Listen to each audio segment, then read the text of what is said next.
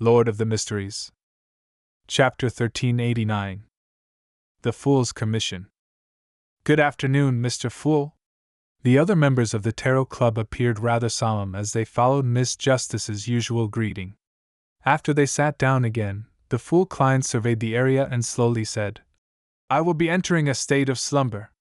Upon hearing this, Alger, Audrey, Zio, and Furs felt like their speculations had finally been confirmed.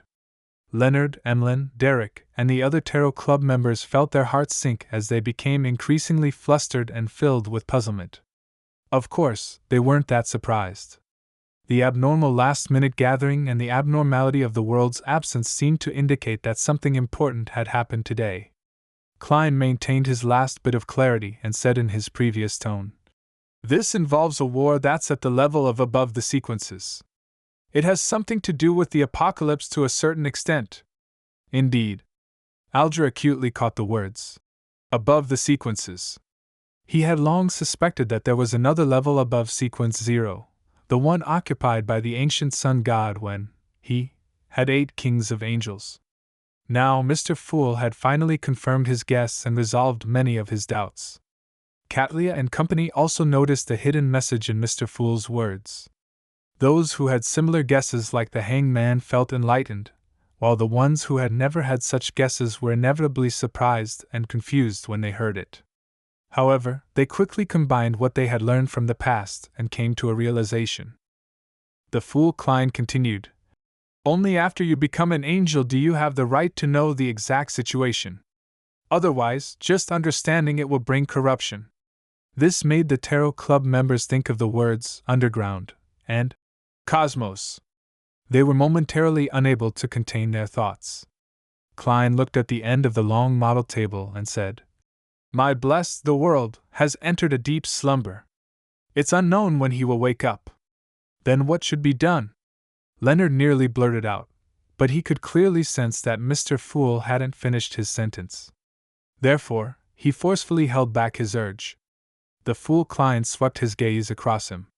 "Next is a long-term commission for all members. Spread my name more widely, but don't clash with the Orthodox churches. When necessary, you can choose to use a more concealed method to proselytize. This will aid in my awakening. Also, spread the news of the world being my blessed, and record it in the Church's Holy Bible. Of course, do not include information that involves his personal information. Remember one sentence, the awakening of the world spells the fool's return." Klein wanted to increase his number of anchors. This might be useful in the battle with the Lord of the Mysteries in his dream. At the same time, he wanted to mold the world into a saint of the Church of the Fool, an angel beside the divine throne, so that this image could also greatly share an image with the believers and obtain his own anchors. To put it simply, Klein planned on having a believer contribute 2 sets of anchors. After all, to him, be it the fool or the world, all of them were just an identity of his. Furthermore, the image created by anchors wouldn't be uniform. They were different and wouldn't affect him. At the level of the fool, the Church would spread the name of the deity, the fool's sacred emblem, and all kinds of religious teachings without any concrete images. As for the world, he had quite a number of identities, such as Gehrman Sparrow, Dwayne Dantes, and Merlin Hermes. It wouldn't fixate on a single image. The reward is the convenience you have enjoyed in the past, the responses you received, and the corresponding help given to your future prayers," the Fool Klein said without a change in tone. "After I begin my slumber, I can still respond to my prayers in a certain way, but not every time. If there's something very important that needs help, pray a few more times." He could tell from Antigonus's state of eternal slumber that dreams could be projected outside. As long as the correct method was used, a sleeping deity could make use of the dream to a certain extent to respond to prayers. Regarding this situation, the members of the Tarot Club weren't stumped by it at all. On the one hand, most of them were either openly or secretly spreading the faith of the fool. On the other hand, it was very common to pray to deities without receiving a response. Mr. Fool's responses from before were considered extremely rare. They had almost never heard of anything like this happening elsewhere. To be able to receive a response to repeated prayers on important matters was better than most of the clergymen of the Orthodox churches. Yes, Mr. Fool. The Tarot Club members didn't hesitate at all as they accepted the long-term commission. Among them, Leonard was the one that answered from the bottom of his heart. He was most eager and impatient.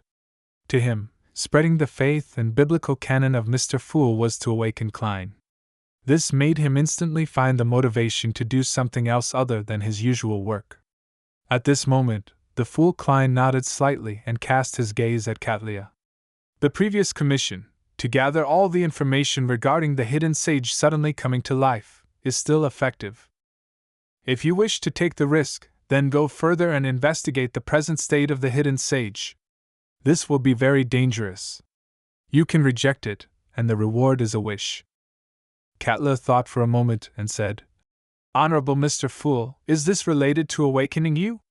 Is it related to surviving the apocalypse? Perhaps, perhaps not. I can't give you a definite answer right now. I just see some visions. This time, Klein didn't deliberately create a high-level persona of the fool, because he was already the fool. Also, watch over all your subordinates that are beyonders of the Earth and Moon pathway. Katla fell silent for a moment before slowly saying, I'll accept this commission. The fool Klein cast his gaze to the other side and said to Derek, Your mission is to protect the new city of Silver and New Moon City and protect the Rosted Archipelago. The more believers I have and the safer they are, the higher the chances of me waking up. On this foundation, think about how to expand the church and spread the faith. Your payment is to become my blessed. Derek's eyes suddenly burned as he recalled the encouraging gaze he had received from the chief when he pushed open the final door of the giant king's court. He took a deep breath and said in a firm tone, Yes, Mr. Fool. Klein nodded and looked at Furs. You need to protect the Abraham family well to prevent them from suffering the temptation of the cosmos. Also, gather more information regarding the fourth epoch and figure out Mr. Dora's condition at that time. Uncover some of the latent problems of the Abraham family. That's something I wish to do. Furs hesitated for a moment, but she still expressed that she would do such things even if she wasn't given the commission. The fool Klein didn't give his approval or disapproval. Instead, he said, If you're willing, you can write down biographies and stories of the world's different identities using different aliases. The reward for above is that when you have a chance of becoming a planeswalker and have to head to the cosmos, you will receive my blessings. Although Klein knew that he could use a dream to give a response to a certain extent in his sleep, he wasn't sure if he was the one who had the upper hand or the Lord of the Mysteries. Therefore, he wished to use verbal contracts of providing a reward after the completion of a mission on more important matters. When the time came, even if he was at a disadvantage, he would be able to make use of this sort of invisible promise to give an ingenious response. Planeswalker? Furs was taken aback. To be frank, she had never considered this problem before. What she was worried about was the digestion of the secret sorcerer potion and the wanderer ritual. Soon she composed herself and said, Yes, Mr. Fool. Klein then cast his gaze at Emlyn. The besiegement of the Rose School of Thought involves preparations for the apocalypse. It's rather dangerous. Even if an angel is participating in it, you have to pay attention to your own safety. Your commission is to try your best to gather blessings, auras, and items given by the primordial moon to her believers in the Rose School of Thought.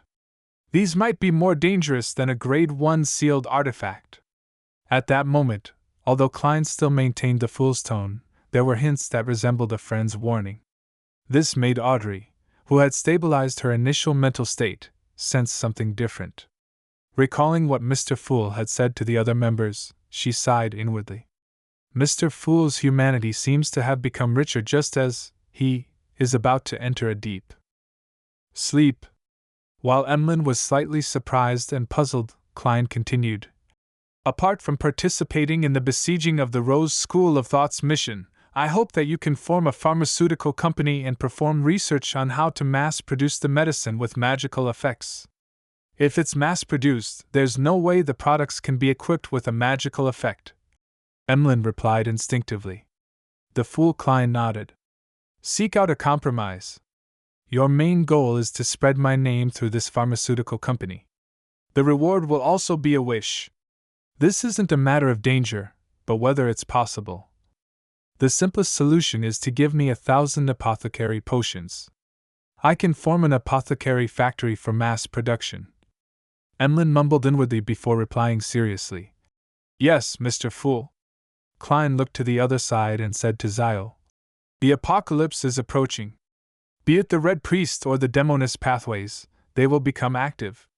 Your mission is to rely on the official factions to investigate the whereabouts of the 3 Sequence 1 Beyonder characteristics and the uniqueness of the Red Priest pathway. If there's a chance, find a clue to confirm the primordial demonist's present condition. It's very dangerous. Klein didn't mention the payment, because he had already paid for it.